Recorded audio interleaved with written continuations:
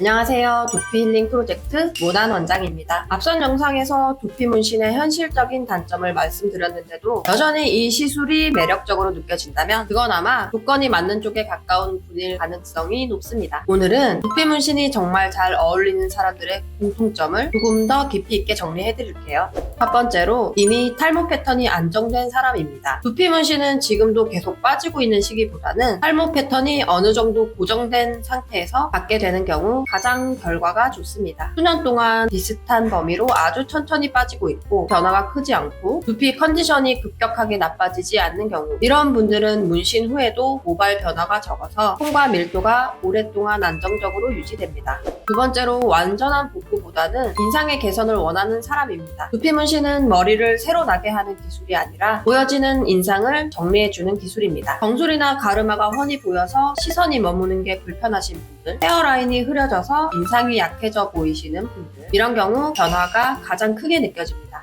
세 번째로 모발 스타일이 비교적 단정한 사람입니다. 두피 문신은 모발이 짧거나 정돈된 스타일에서 가장 자연스럽습니다. 남성의 경우 짧은 머리, 텀블러, 스포츠 컷, 여성의 경우 가르마가 비교적 일정하고 볼륨 변화가 크지 않은 중간 길이의 스타일, 이런 경우 도트와 모발이 잘 섞여서 시술한 티가 거의 나지 않습니다.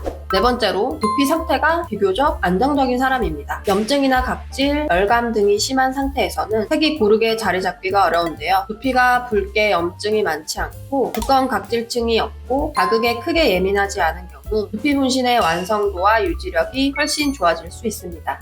다섯 번째는 자연스러움을 가장 중요하게 보는 사람입니다. 두피 문신의 정답은 머리가 많아졌네가 아니라 덜 비어 보이네입니다. 진한 밀도나 또렷한 라인보다는 자연스럽게 인상이 정돈되는 변화를 원하는 분들께 가장 잘 어울립니다. 여섯 번째로 피부톤이 너무 어둡지 않은 사람입니다. 두피 문신은 두피의 톤과 색소 톤의 미세한 차이로 입체감이 만들어집니다. 밝은 톤에서 중간 톤 사이의 두피에서는 도트가 그림자처럼 살아나면서 밀도감이 잘 표현됩니다. 반대로 두피 톤이 아주 어두운 경우에는 색소가 두피 톤에 묻혀서 변화가 상대적으로 덜 느껴질 수 있습니다.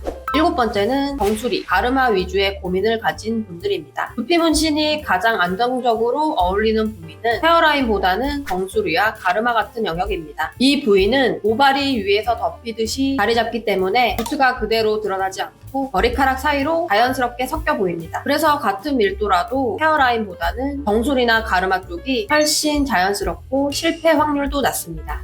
여덟 번째, 모발이 아주 가늘지 않은 사람입니다. 머리카락이 너무 가는 경우 두피 문신과 대비가 커져서 도트가 더 눈에 띌 수 있습니다. 중간 이상의 굵기 모발에서 뿌리 볼륨이 어느 정도 있는 경우 도트가 모발 사이에 자연스럽게 묻힐 수 있습니다. 아홉 번째는 두피 관리를 병행할 수 있는 사람입니다. 두피 문신이 예쁘게 오랫동안 유지되는 사람들의 공통점은 두피를 방치하지 않는다는 점입니다. 열이나 염증, 각질, 자외선 등의 관리가 잘 되는 두피는 색이 훨씬 안정적으로 오랫동안 유지됩니다. 마지막으로 사진보다 실제 상태를 받아들일 수 있는 사람입니다. 두피 문신은 사진으로 볼 때 가장 좋아 보이고 실제 눈으로 볼 때는 그보다 조금 덜 또렷하게 느껴질 수 있습니다. 그래서 사진 속 완벽한 결과보다는 일상에서 보이는 자연스러운 상태를 현실적으로 받아들일 수 있는 분들이 만족도가 높습니다.